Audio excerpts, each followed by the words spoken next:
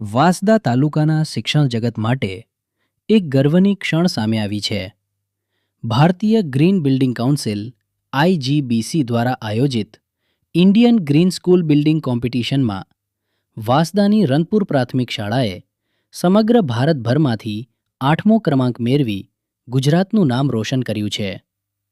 પર્યાવરણ સંરક્ષણ, ઊર્જા બચત, પાણીનું કાર્યક્ષમ વ્યવસ્થાપન અને કચરાના નિકાલ જેવા કડક માપદંડો પર પાર ઉતરીને આ શાળાએ રાષ્ટ્રીય સ્તરે પોતાની આગવી ઓળખ ઊભી કરી છે.